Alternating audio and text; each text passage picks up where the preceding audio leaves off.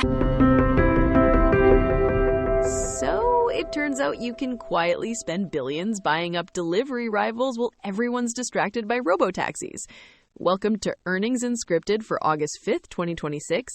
We're looking at Uber's second quarter, ticker UBER, and Miro, they just crossed a pretty massive cash milestone.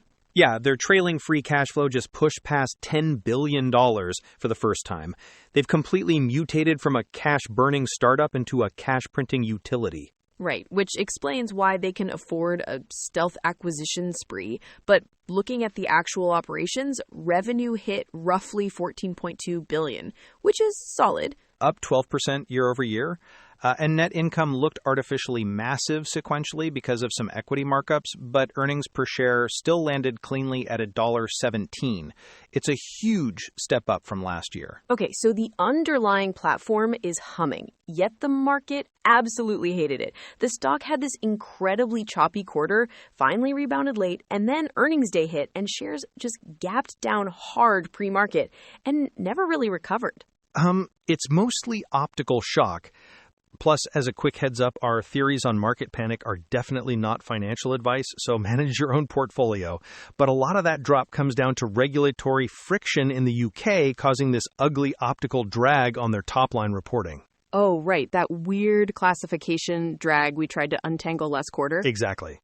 It makes the headline growth look depressed, even when trip volume is climbing. They're basically right on track with standard seasonal acceleration out of the winter trough.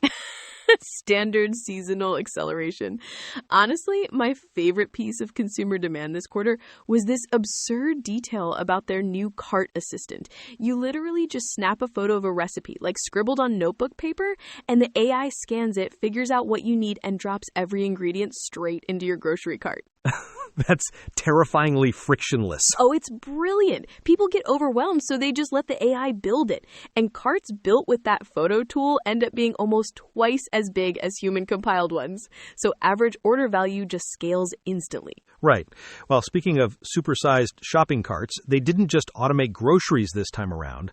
They actually paused their standard share repurchases, which everyone assumed was their main strategy right now. Yeah, that's exactly the weirdness I want to untangle next, because they promised us a massive buyback cycle, and instead, you're telling me they essentially swept the open market for a competitor to the tune of $4 billion?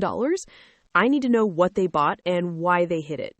It wasn't exactly hidden, but they definitely kept it quiet until the check cleared.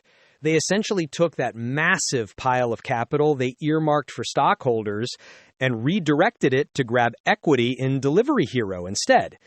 I mean, they saw a strategic opening and just threw their weight around. Wait, but they already have that huge $20 billion share repurchase authorized.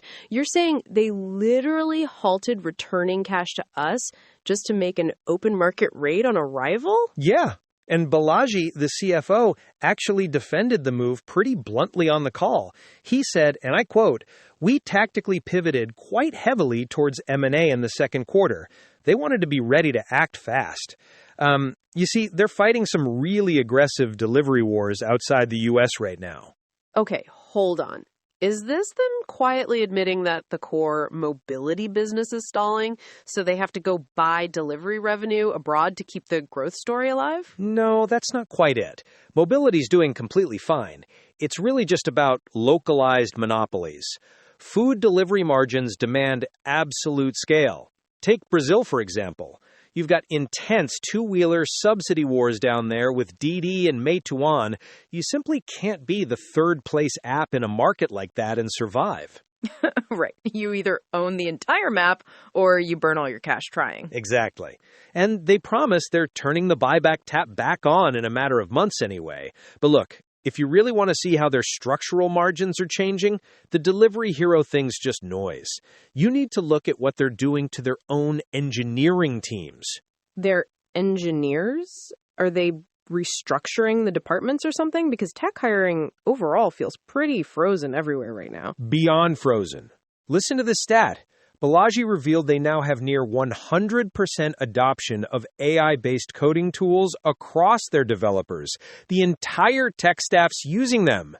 I mean, we hear about these co-pilot pilot programs constantly, but the whole engineering base, do they actually know if it moves the needle yet? Yeah, he explicitly noted they're seeing a doubling in the code output per engineer, which completely alters their hiring cadence from here on out. Okay, let me just wrap my head around that. Doubling output. If a developer is literally twice as fast now, doesn't that just mean Uber can eventually run the entire platform with half the payroll? Yes, or they keep the exact same payroll and push twice as many new features like that grocery photo tool, but the point's that it puts a hard ceiling on their fixed costs. We talk about operating leverage all the time, but this right here is actual mathematical proof of AI expanding a company's margin potential in real time. And if every major platform is quietly pulling off that exact same efficiency trick behind the scenes, you gotta wonder what happens to Silicon Valley leverage over the next few years. The leverage just completely decouples from headcount. If you don't have to hire another 1,000 engineers to launch a new product, your profit ceiling essentially vanishes, and management clearly sees that momentum holding up. Right, but if they just blew a massive chunk of change grabbing market share abroad, the core platform better keep spinning to fund it all through the back half of the year. The core is humming along just fine.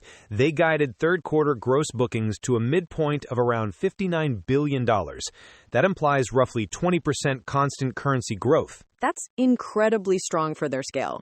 And what about profitability? With all this AI efficiency and fewer hires, are we actually seeing it drop to the bottom line? Absolutely. They projected non-GAAP earnings per share to a midpoint of about 86 cents. Plus, they confirmed the share buybacks will restart in a matter of months, so the whole cash return story is completely intact. Okay, so the cash engine pays the bills while they build out the really long-term bets, like that autonomous vehicle division they just set up, the AV Labs. Dara framed it as physical AI, which I love. They want robo-taxis in 15 cities by the end of 2026. It feels like they're not just an app anymore, they're the actual infrastructure. Right. They're positioning themselves as the indispensable middleman. Whether it's a human driving or a partnered algorithm, Uber just wants to own the dispatch. It's a capital-light toll booth on the whole industry. Which is a pretty great place to be when the entire transportation model is shifting. All right, I think that covers all the weird, wild twists of Uber's second quarter. Thanks for riding along with us, everyone. Always a pleasure. See you next time. Consider tapping that follow button if you'd like our next breakdown waiting for you right when it drops.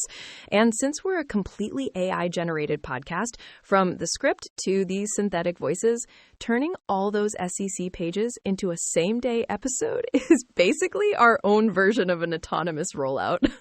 Let us know which ticker we should digest next by emailing earningsunscripted@datamadness.ca or find our X link in the show notes. Until next.